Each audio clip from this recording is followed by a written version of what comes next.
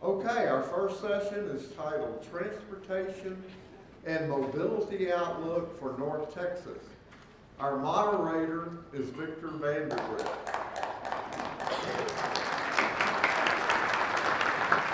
Victor is Executive Director of Tarrant Regional Transportation Coalition. He's a former commissioner of the Texas Transportation Commission. Victor has been engaged in the transportation industry and innovative public policy at various levels of government in Texas since 1982. Joining Victor are Russell Laughlin, Executive Vice President, Hillwood. Russell is widely regarded as the region's leading private sector proponent of mobility, innovation, and transportation advocacy. He has been a trusted advisor to federal, state, and local leaders during his career and was a driving force behind the North Tarrant Express and the I-35 West expansion projects. Michael Morris. Michael Morris needs no further introduction. But for those of you who don't know him, let me say this. He is one of the most significant planners in the country. We are so lucky in the North Texas region that this gentleman is our leader in transportation. I cannot tell you.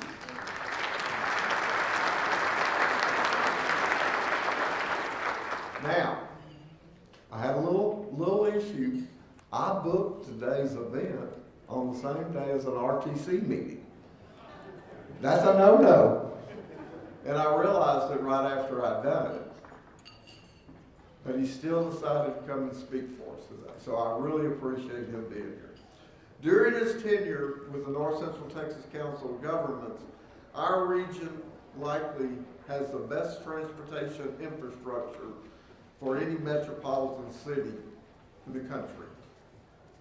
It's not an exaggeration to say that he wrote the book, or he rewrote the book, on leveraging public dollars for massive private investment, which has transformed our highway system during the past decade. Today, the funding methods and models he has championed are used in countless communities. Our next panelist is Jeff Williams. Jeff has served as the mayor of Arlington for the past 6 years. After decades of public service, is currently the chairman of the Tarrant Regional Transportation Coalition. He's also president of Arlington-based Graham Associates, an award-winning engineering and planning firm, and has worked on significant projects and developments in Arlington. Now, significant, I call that baseball field more than significant. You led the way on that. You've also led the way on the National Medal of Honor Museum. So we got some great people up here. I'm going to turn it over to Victor. Victor? Can you hear me? Yes, you can. It's great to be here. I'm really a little humbled as well. I won't introduce the panel as the commissioner has already very deftly and aptly done that. But I've been in transportation policy for close to 20 years now. And I got to thinking about that. These four gentlemen next to me have been in transportation policy and making things happen for about 120 years collectively. I won't tell you which one is which. It's for the longest of that, but it's a significant amount of experience, so it's delightful to be here. Yeah, that might be true. I have no. And Jeff's hair looks like it did 30, 40 years ago, so that's great. All right, moving forward. 2 shows a day, 4:30 and 6:30. Okay, moving on. In order to keep this moving and get to the people that are going to do the talking and appropriately so, I just want to set the stage for you a little bit. So I'm going to, out of the ordinary for me, to avoid me rambling off, I'm going to read a couple of things to you. So we've been in a pandemic for the better part of the last 2 years, and a lot has happened as it relates to the way we live, work, and commute. First and last, there is the money. If all goes as modeled, infrastructure funding from Washington, Texas will increase by over $8 billion in the next 10 years. Federal stimulus money of close to $1 billion has poured into the western subregion alone. Tarrant County has passed, and the city of Fort Worth is going out to its citizens in May with infrastructure bond programs totaling nearly $1 billion. We are literally awash in funding as never before. We have gathered this morning to get the individual take and collective take of these three fine individuals about the outlook and the opportunities for our region as we begin to deal with its new realities and opportunities. Transportation infrastructure, movement of people, freight, and goods, education, workforce development, technology, economic development, show us the money, equal the motivate, and how do we motivate our base, which is all of you, but far more than that too, to be out there working as one to make sure we get an appropriate share of this money and put it to good use. So, what should we do? What can we do? How do we bridge the gap between reality and opportunity? First question for our panelists. In the coming years, how do you anticipate the transportation network working together throughout Tarrant County and beyond as the process and funding allows for and is directed to today? What are we striving to do to navigate a course correction if necessary? What should we do? I'll open up the panel. Okay, we'll start. Can you hear me? There we go. Well, I think we need to set the stage first. Is congestion here in 2013, 2014, 95 out of the largest 100 metropolitan areas there saw their congestion rise. We were one of the 5 that did not experience that. And the reason being is that we used the tools we had and we worked together. And Victor said it even in the question, one of the strengths we have in this region is working together. And we have huge challenges because we just heard from COG that our population is going to be increasing 51% between now and 2045. We've got to address that. Well, first of all, we need to continue to look at the new projects that we need to add to our list because of the pandemic. We have different traffic patterns. People are working different ways. Even the demands there of the customers using transit are different, and they want convenience. They want to be able to have an ability to get right to the vehicle itself, and we have answers, don't we? Because we also have technology and innovation. We are at the beginning of a technology revolution like the world has never seen. In fact, you've probably heard it many times that we are going to see more change than we have ever seen in any generation before, and that says a lot.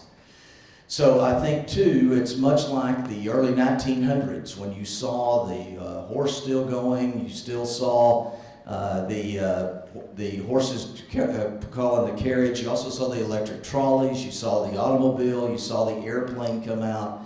Now we are in a situation where we've got to use our roadways, which are our basis, but then we have a whole myriad of other tools there that we have, all the way from autonomous vehicles to artificial intelligence there that's coming forward in our traffic signals and so forth. Even the way we design our roads will be different. And then we have things coming on like Hyperloop that we need to add to the equation. So consequently, here's in a nutshell sum this up. One is we need to plan together and look at what are the projects that we are missing and get them into the plan. Number 2, we need to work together and make sure the entire region is together, and we've done that. You know, the Regional Transportation Council, along with TRTC, have been very good at doing that. And then also another big pivot for us here at Tarrant Regional Transportation Coalition, we're involving the private sector with the public sector. We all need to be working. And in fact, this morning it was stated there in the Wall Street Journal, the importance here of transportation infrastructure to companies and our economy. So with that, I'll turn it over to Mr. Moore. Are you going to go to Mr. Laughlin?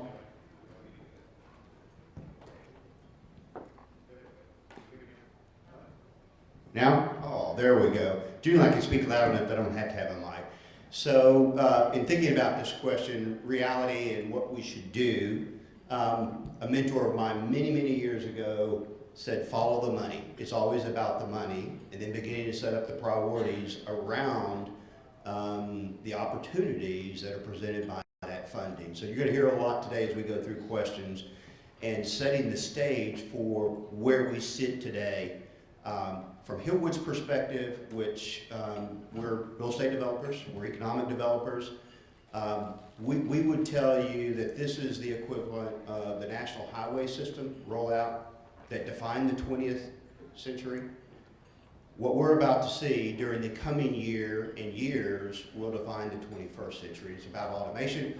It's about adoption of innovation across all silos of mobility. Many people would tell you that this has just started to happen in the last 2 to 3 years, driven by the pandemic. In reality, this is a decade-old transformation and pivot, which is now very real, and you're starting to see commercialization. So as we talk about this, it is an opportunity, as Jeff and I'm sure Michael will speak to this, for North Texas, particularly, Texas overall, to lead the nation in the adoption of the next generation of mobility. And that means the private sector in ways that we have not done, although we've been very good in this region for many years in supporting our public elected officials. The private sector has to participate differently. And that means you have to find a way to advance technologies, funding of mobility projects, and the prioritization that Jeff spoke to. So you'll hear a little bit of call to arms today from us on how we are going to go about and tackle this opportunity. And again, it is really the next 100-year opportunity that's before us today, and we have about a 5-year window to capture it, if you believe as we do. So thank you very much. So when I came in today, I felt like a celebrity because the first 5 or 8 questions, 10 questions I got was, do you buy your clothes at the same place Russell Laughlin buys his clothes? And the answer is no, I can't afford the stores that Russell Laughlin buys his clothes, but I was flattered that people thought I looked that nice this morning, so that was very nice. Mr. Vandergriff's really talking about creating, quote, the network. We are the adults in this region. You wouldn't be here if you were not one of the Commissioner Fickus adults. So as adults, when you create network, you don't want to take this great opportunity, burn through a whole bunch of revenue, be proud you built 2 or 3 freeways, and then you lose this opportunity that Russell just described to you. So I think there are 5 foundations.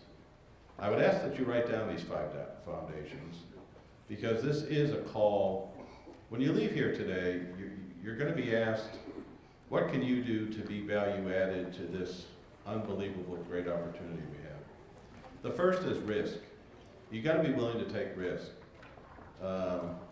Trevino's here, Whitley's here, the commissioner. Toll managed lanes, that's the DFW miracle.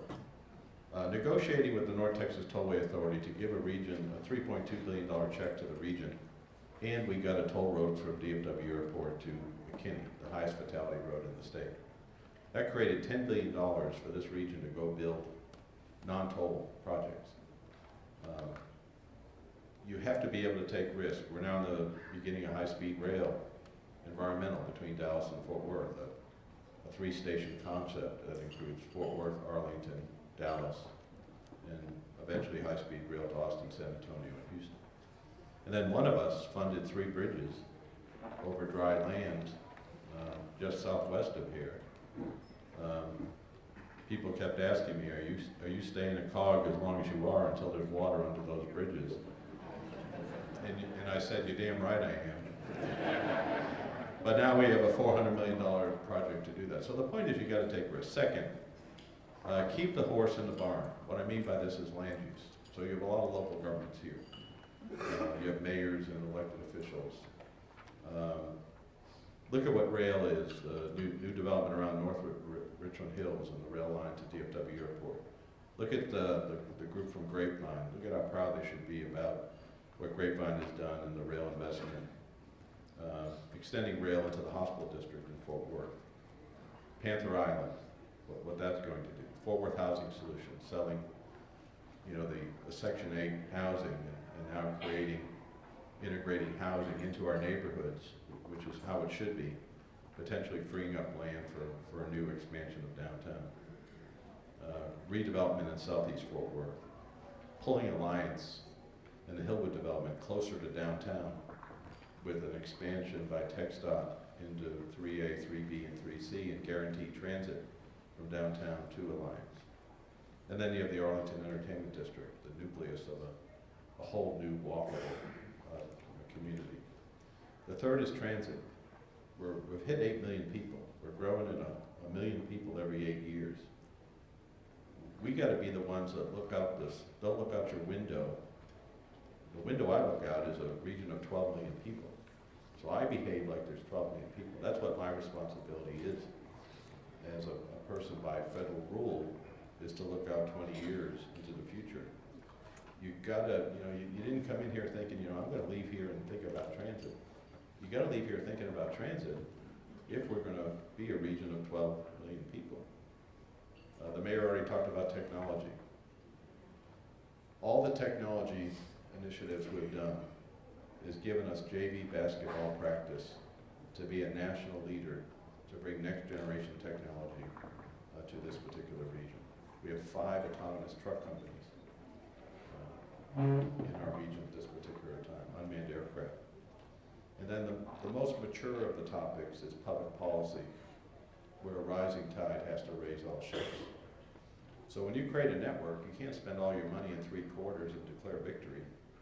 You have to make sure you're in every single neighborhood. So how do we get equal access to the internet for everyone? How do we eliminate food deserts?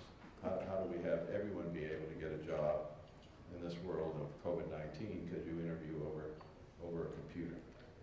So we're going to be judged not by just the network of the 3 or 4 or 5, 7 really cool projects we're going to build. That's the easy part. We're going to be judged by the public policy foundation of what we do walking out of here today to create an environment that gives an opportunity for everyone to have this opportunity of next generation technology, or the funds that come down. The comptroller will give you great news in Prop 1 and Prop 7, as the commissioner indicated to you. The infrastructure bill is passed. Everything is in front of us. We're not waiting for anyone outside this room to do anything for us to move forward. And I think it is this network, this broader definition of network, that I think is critical to our success. And I would love the Dallas-Fort Worth region to lead this national revolution. I think it would be, I think we're prepared, I think we have all the building blocks, and I think we're ready to go.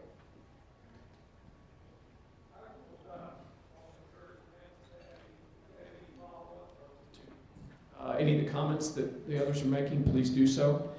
Our second question to pose to you is, there's been a major shift in interest and a move towards new methods of moving people, freight and goods, most notably the rise of autonomous vehicles, electric vehicles, and unmanned aircraft integrating into our transportation network.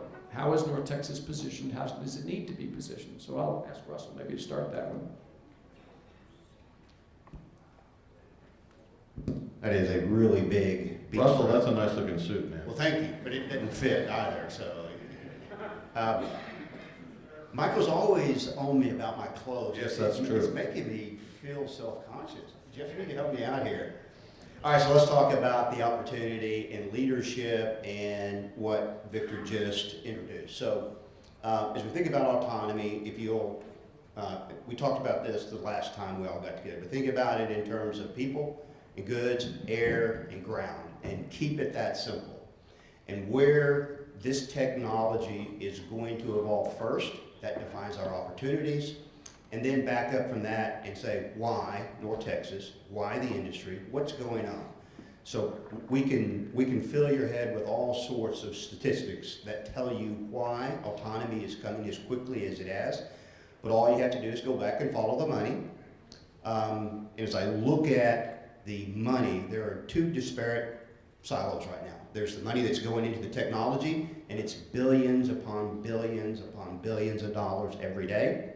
And that's disconnected from the world that we live in, and that is the infrastructure, the supporting infrastructure, the operational infrastructure, the integration of those 2. Therein lies the opportunity.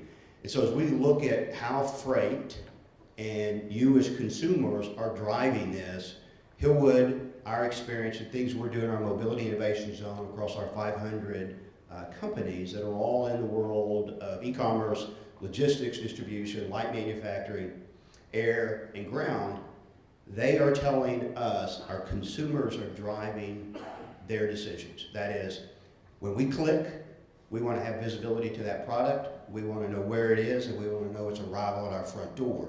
And everybody upstream from that wants the same visibility.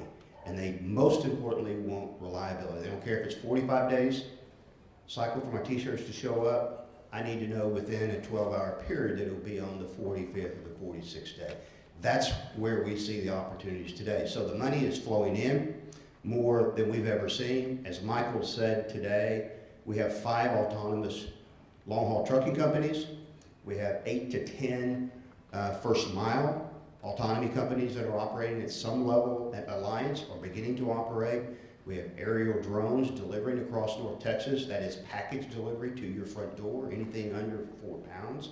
You'll see more of those happening. What we don't have is the real middle mile, the connected piece between our cities, say Dallas and Fort Worth. You have long haul and you have first and last mile. That technology is being commercialized today. So as we look at it, we think it's about call it a 4-year window, maybe a 5-year window, that this is fully deployed in those 2 environments in this state. Backfilling the autonomous deployment of vehicles and other equipment in that middle mile between cities is much harder to do because of all the constraints that exist today. So we're sitting today, as we said, there's just opportunities created by this technology that's coming out of the tech world.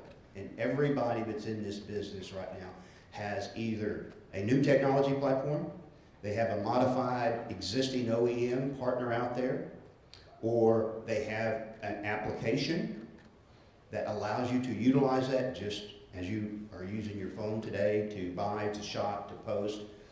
And then you have platform science operators out there. Those are your Microsofts of the world, like Enrix, that are giving us data that's going to facilitate this.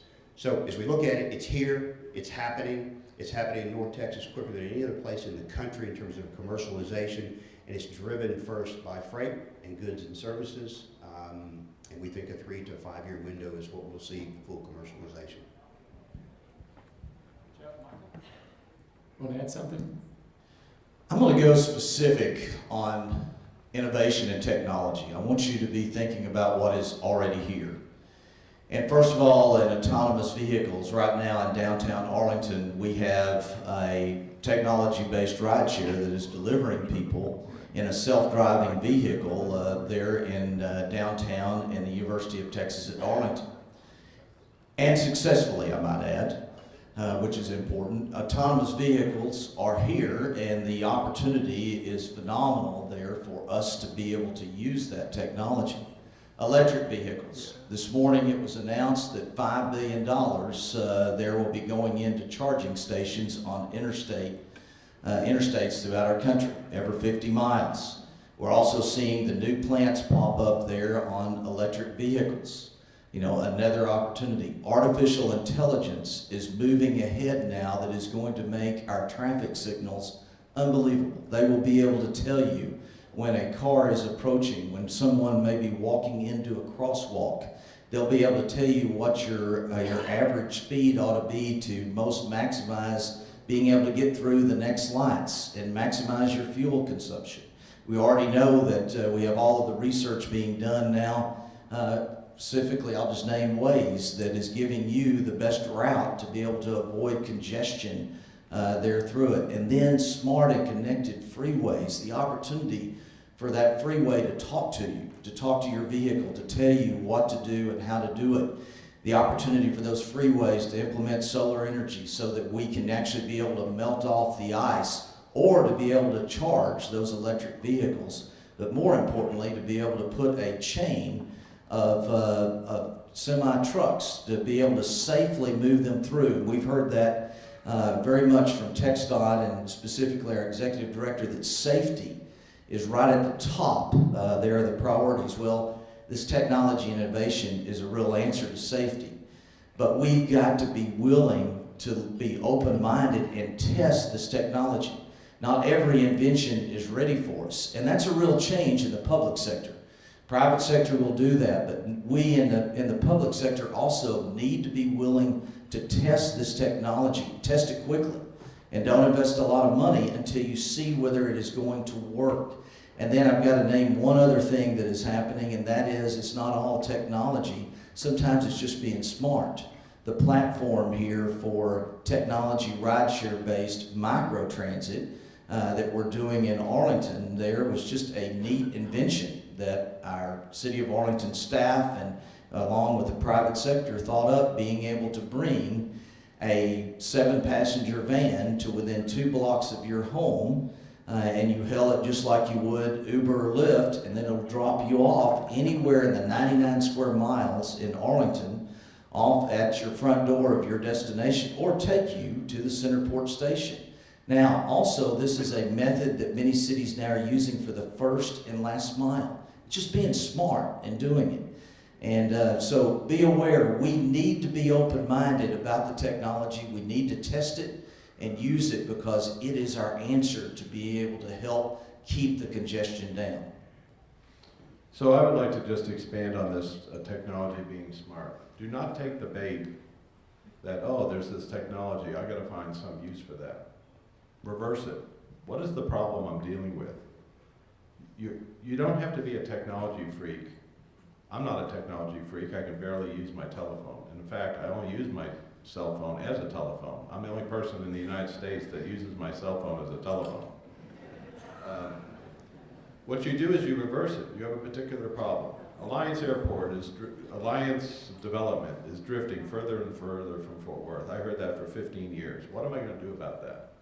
Well, we developed dynamically priced managed lanes, and now you have a guaranteed speed. When 3C opens up, you can go 70 miles an hour between downtown and Alliance. I feel good about that. Well, but not everyone has a car. Well, what am I going to do about that? So working with Trinity Metro, we invented, quote, guaranteed transit. We created a public policy that transit vehicles they're not charged to travel on our toll managed lane, on our toll dynamically priced managed lanes. Wait a minute, I get now guaranteed speeds. I got artificial intelligence. I got 900 days in a row that I went 65 miles an hour between downtown Fort Worth and Alliance. Number 1, risk. Number 4, transit on my list.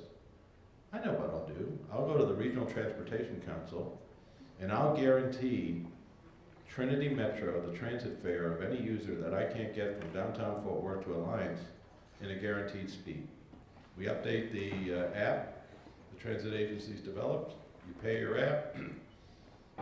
If I can't get you from downtown Fort Worth to Alliance in 26 minutes, then the Regional Transportation Council, your fare will disappear, and the RTC pays the fares of all those particular users. Do you think I'm going to be paying a whole bunch of money to Trinity Metro? No. Why? Because we dynamically price the managed lanes every 6 minutes and be able to control the demand and therefore the speed. So I took a problem. Alliance is drifting further and further away from Fort Worth. Now expanding the role of transportation, trying to get middle and lower income persons jobs. Alliance not being able to successfully land more companies because where am I going to get all the workers? And now we have a bimodal distribution, roadway and transit, to be able to do that. Recharging cars on the fly. Last one I'll give you. I put my cell phone on an induced charger when I go home 8 years ago. Dawns on me, why aren't we recharging electric cars that way? Why do we have to build all these charging stations? Maybe charging stations is just an interim solution. I'm working with TxDOT, put induction loops in the pavement, so when you drive your electric car down the road, it'll charge while it goes. Transit vehicles in Europe have induction loops in the pavement to be charged. So now we're doing a pilot study from General Motors over to the railhead, RTC pilot study. Vehicles come off, they go on an electronic sled, they go the half mile over State Highway 360. We're going to put an induction loop in the pavement, and we're going to prove you can recharge the electric vehicles. And look at what Russell's doing at Alliance. An unmanned crane takes off the metal device, the storage container, puts it on an unmanned vehicle, brings it to a warehouse, a robot unloads the truck, automatically stores that. So you, in theory, can create 8 hours or 10 hours of labor through technology during the night when the rest of us don't want to go to work. So don't be afraid of technology. Find out what the problem is you're solving and reverse the order to find out how technology can help solve your problem. Appreciate that. I have to make an editorial comment. Michael is definitely the smartest, most creative, inventive, forward-thinking transportation planner I've ever run across, and he is technically incompetent with respect to his own phone. It is Don't forget a to major disconnect for me. don't forget to tip your waiters and waitresses. Yeah. 2 shows a day. All right. North Texas has always been and continues to be a business-friendly environment. How do you receive the region? I'm laughing. How do you see the region evolving to meet the needs of companies currently here that will come to test and commercialize their technologies? How do we best prepare our workforce for the next generation of mobility innovation? What sort of jobs can we expect? Agreed. Okay, so economic development, it all goes and starts and ends there. Are we creating jobs? Are we creating impact for our communities to further invest in technologies and or the education of our workforce? That's simple. So Michael defined how all of us on this panel here, and I believe many of you, solve problems. You reverse engineer. So when we talk to our 525 companies or our prospective companies, that's exactly how we approach it. What do you need?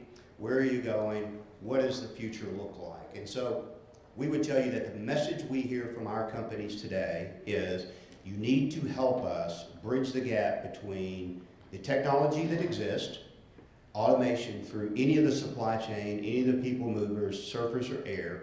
You need to match that with a policy, and you need to allow us to adopt that. In other words, facilitate their implementation and commercialization of technology. So let me give you an example. As Jeff just eloquently defined a micro-transit piece, I want you to think about a container that moves from Shenzhen, China, comes across with a shipper, hits LA Long Beach, comes through to the Alliance, moves to a DC, may be shifted, may be taken directly to a fulfillment center, and then ultimately pushed out to your front door, okay? The Amazon platform, the Walmart.com. In that I just described, there were about 15 different baton handoffs and disparate line of sight to it, okay? So what we are asked to do is help break that down, simplify it, give line of sight to that goods movement, and put that technology in place that allows us to do that. What that does then is allow our companies to grow and expand and attract other companies that are in the business of technology deployment.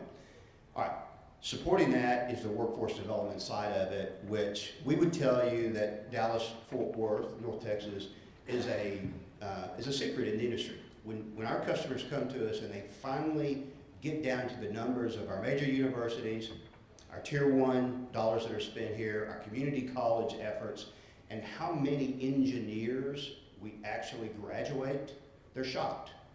By comparison, we're a 3-factor over Austin in terms of tech type of employees. Good 40% of our tech industry employment here is software engineers in North Texas. The companies are astounded by that. And so workforce development now, what are they looking for? They're looking for data scientists, folks that are interested in information systems, software and code writing. That is the key and the secret sauce to the integration of autonomy and business growth as it relates to all the technologies we're talking about today.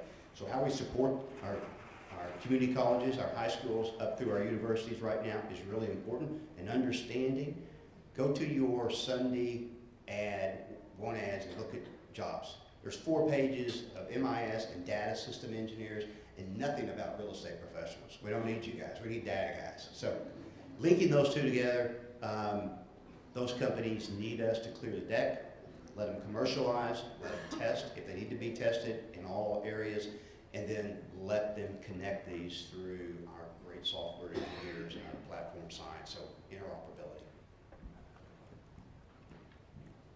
interoperability. 2 quick things. Public-private partnerships.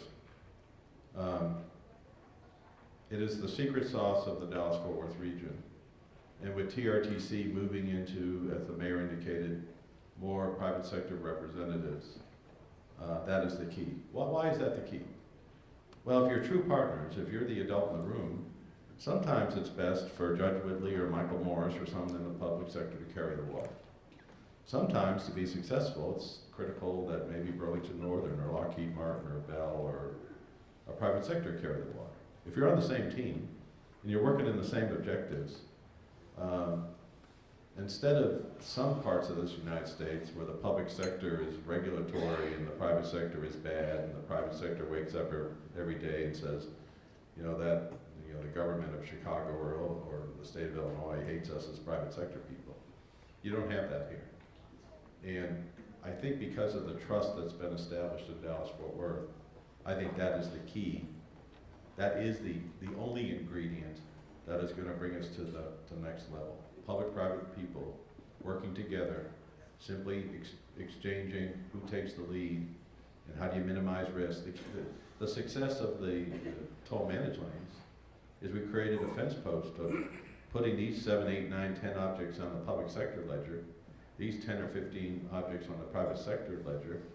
The key to the innovative notion was we all accepted the risks that we're more easily able to accept, and they were all assigned to an ability to be able to move forward. The last one, agile curriculum. I'm trained in civil engineering, both at the undergraduate and graduate level. That doesn't help industry today.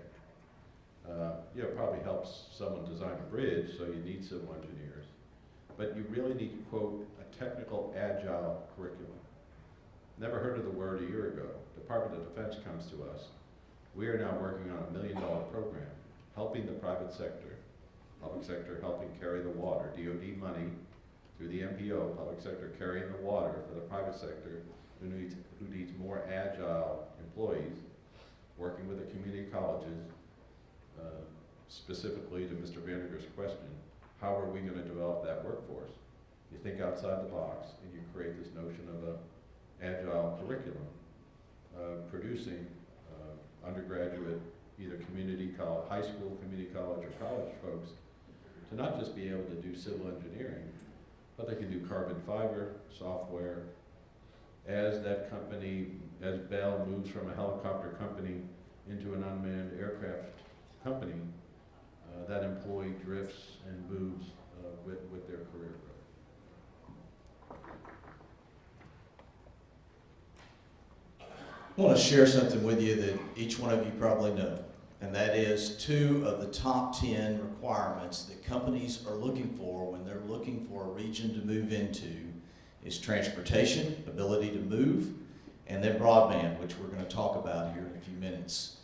Well, we have combined the strategy here in the West region of going after companies there that not only bring great jobs, but they also bring transportation technology to it.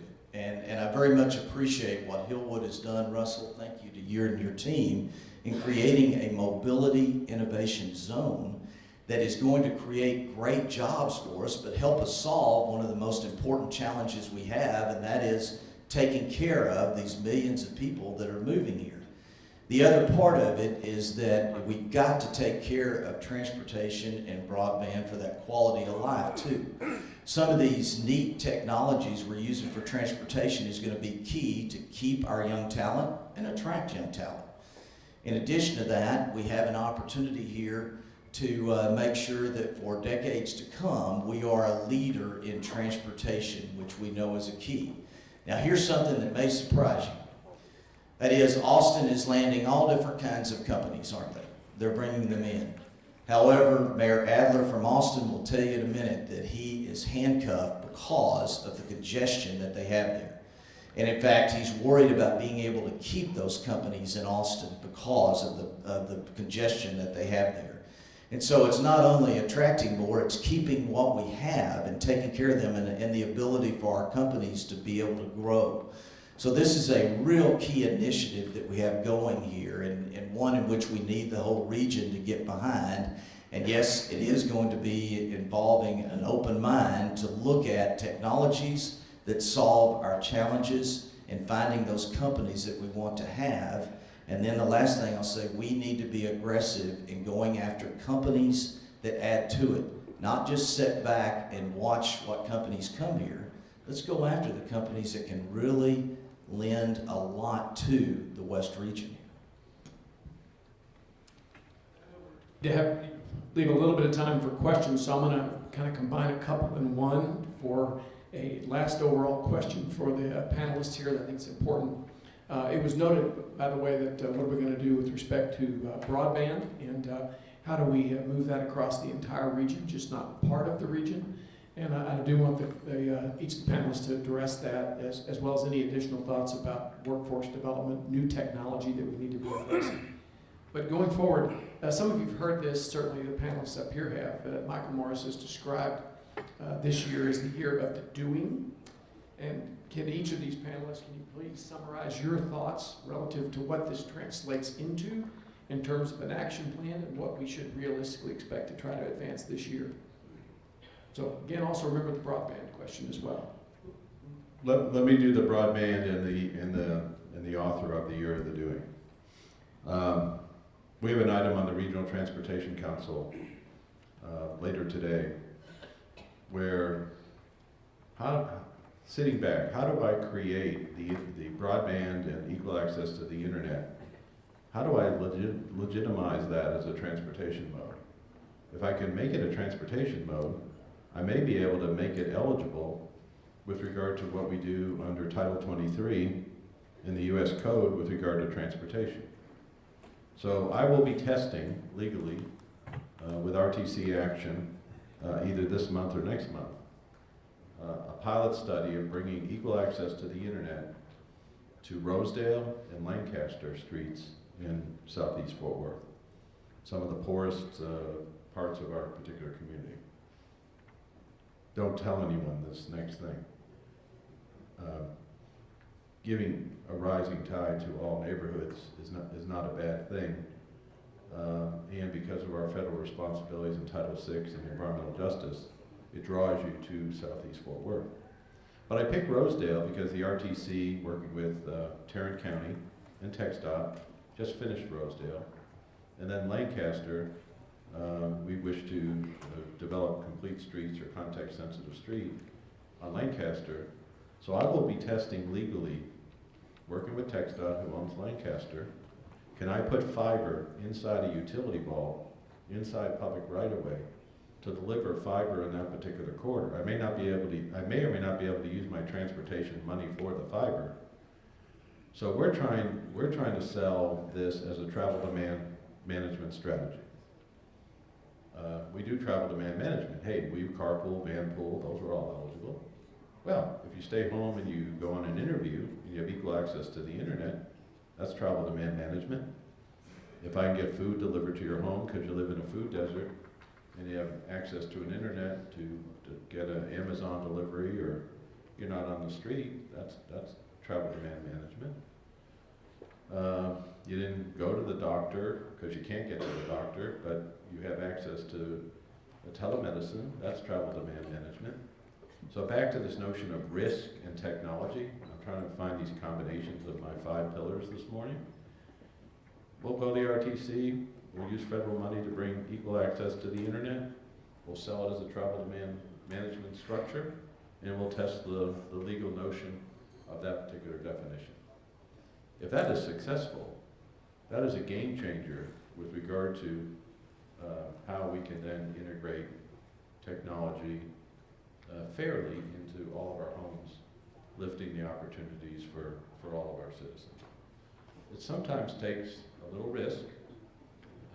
There'll be awkward meetings with people above my pay grade with regard to, what do you mean equal access to the internet as a transportation mode? I'm just creating a travel demand substitution strategy. You support van pools, why can't you support the technology to perform the same function? Those are just some of the examples that I think, the JV work that we've all done over the last 20 years, we now have to have the courage to now advance it to the technology revolution that Russell described and this is part of that conversation.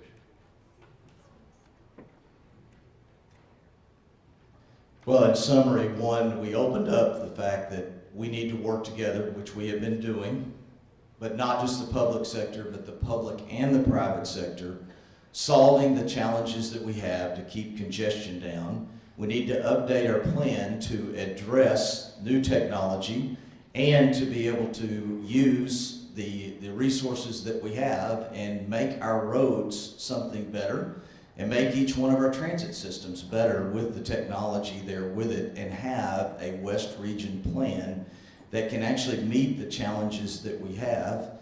And then Russell said, where is the money? You know, and he said we had to follow the money. Well, we have never had so many different pots of money there, and I want to thank the county too for stepping out and doing what they did. It made such a difference here before, and now it's going to make a difference again. But there are also rescue funds, relief funds that came in to each of the cities in the county and even the state that we need to be working hard, because we're going to need matching funds some, or there may be projects that we need to get started. And I would challenge you there to be looking at those funds and seeing how they can best be used. Senator Cornyn has gotten through being able to use 30% of those funds for infrastructure. You already can use them for water, sewer, and broadband. And we expect that Congress will approve that here very shortly. So it is another pot of money that we have never had to be able to move into that. And then we have got to be willing to be a laboratory to address the challenges that we have through using technology there. And again, test quick, see what works, what doesn't there to address the challenges that we have, and then be able to move forward here in making a difference here in our community. We have to be ready to embrace change, not resist it. Okay, so I'll try to connect those two. And Michael, what I heard Michael say is, here's a pot of money, let's leverage it 2, 3, 4 times over, as opposed to just a singular application. Okay, finding different ways to leverage your dollars. A couple of facts to remember and some things to think about as we talk about velocity of adoption and the migration and evolution of a mobility system right now. First of all, on broadband internet, in 2000 and let's call it 8, there were about 8 million people in this country who had access to high-speed broadband and internet. Today, that number is about 200 million. So what I just said is about 30% of this country right now that is not does not have access. That's the deserts in the urban areas, it's the rural area. That seems like a fairly simple and straightforward problem to address when you break it down like that, okay, as Michael just described. Push through transportation projects into those neighborhoods and solve 2 for 1. That's one. If we look at the change in terms of our consumer habits, how we're driving package deliveries, how we're demanding 24-hour, same day, 3-hour delivery of goods, that is forcing this technology on us. Now, you would think electric vehicles tomorrow are going to dominate our landscape. The reality is, today, in the Class 2 to Class 8, there's about 1,200 electric vehicles or alternative vehicles, hydrogen, deployed in the U.S. 1,200. And a good 600 of those are in California. My point on that is we're just on the cusp, back to the opportunity. It's not here yet, but it is about to come full steam. Now, the reality of all of the money, we just have to be honest with ourselves. We have a disconnect between national priorities and some of the priorities of our state. How we spend these monies that are going to increase capacity, but also begin to adopt technology. So my point on that is finding and prioritizing projects that leverage 1, 2, 3 times a dollar.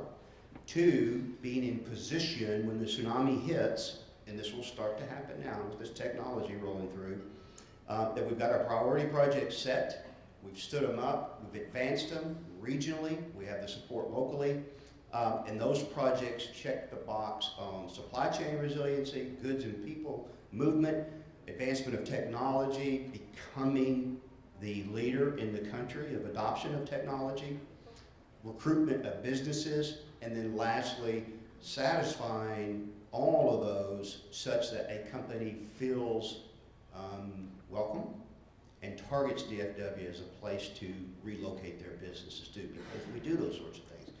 So lastly, on the broadband piece of it, this piece here to us is the hardest yet the simplest to sort of approach. And the reason is this: you have private industry which has invested billions and billions and billions of dollars of standing up service on a revenue model, and today the federal government is going to step in and supplement that with billions of dollars of public money. And how do you sync that up in terms of that service provision? Lastly, it is our communities making sure that we have an open mind to the adoption of signals. I'm talking about small cells in areas that says we have to have broad, deep internet to be able to operate these autonomous systems. That means a lot of C-RAN towers in your neighborhoods, and those are a good thing. Hey, great program. 9 o'clock. Thank you. Okay, y'all sit here a minute. Don't get up yet. But again, I want to thank all of you, and Victor and Russell, Jeff and Michael, thank you so much. Did a great job. We've got a little gift to give you as you exit the stage over here. Again, thank you for a great program.